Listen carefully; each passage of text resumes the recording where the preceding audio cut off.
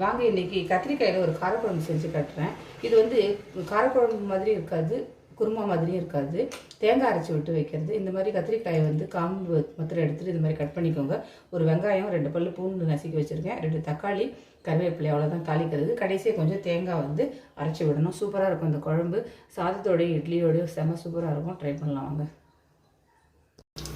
குழம்பு தாளிக்கு எண்ணெய் வச்சு கடுகு போட்டுட்டேன். கருவேப்பிலை சேர்த்துக்கிறேன்.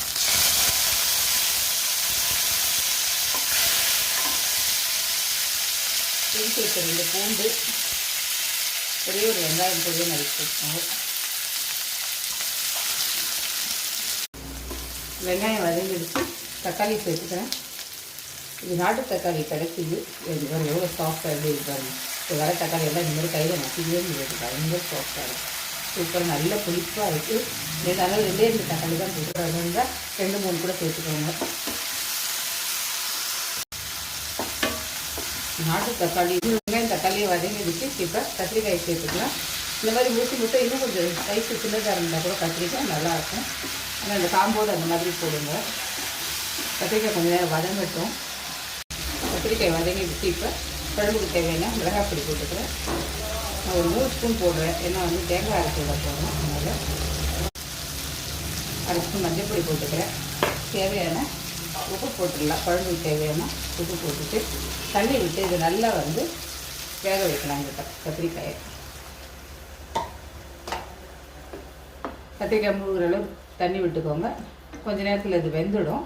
அதுக்குள்ளே தேங்காயை அரைச்சிட்டு வந்துடுறேன். குருமாவுக்கு விடுற அளவுக்கு நிறைய தேங்காய்லாம் விடக்கூடாது. ஒரு கால் மூடி தேங்காய் எடுத்து நைஸாக அரைச்சிட்டு வந்துடுறேன். வாங்க குழம்பு ரெடி ஆகிடுச்சு பார்க்கலாம். கத்திரிக்காய் வெந்துடுச்சு பாருங்கள். கத்திரிக்காய் வந்து வெந்து முழுசாக இருக்கணும். ரொம்ப அது வந்து தனித்தனியாக பிரியக்கூடாது, அப்போ தான் நல்லாயிருக்கும். இப்போ வந்து இந்த ஸ்டேஜில் அரைச்சிட்டு வந்து இந்த தேங்காயை ஊற்றிடுறேன். கொஞ்சம் போல் தண்ணி கலந்து ஊற்றிக்கிறேன். அரைச்சி இந்த மிக்ஸி ஜாரை கழுவி ஊற்றிடுறேன். குழம்பு வந்து திக்காக தான் இருக்கணும். குழம்பு தண்ணியாக இருக்கக்கூடாது. ஒரே ஒரு கொதி வந்த உடனே கொஞ்சம் போல் ஒரு சின்ன நெல்லிக்காய் அளவு புளி கரைச்சி விட்டு இறக்கிடலாம். சூப்பராக இருக்கும். இந்த கொஞ்சம் போல் ஒரு 2 ஸ்பூன் புளி கரைசல், அவ்வளோதான். ரொம்பலாம் புளி ஊற்ற வேண்டாம். சூப்பராக ரெடி ஆகிடுச்சு பாருங்கள். அருமையான தேங்காய் அரைச்சி விட்டு கத்திரிக்காய் காரக்குழம்பு ரெடி ஆகிடுச்சு. ட்ரை பண்ணி பாருங்கள். சூடான சாதம் இட்லியோடு சாப்பிடுங்க. ட்ரை பண்ணி பார்த்துட்டு பிடிச்சி நான் லைக் பண்ணுங்கள், ஷேர் பண்ணுங்கள், சப்ஸ்கிரைப் பண்ணுங்கள். நன்றி, வணக்கம்.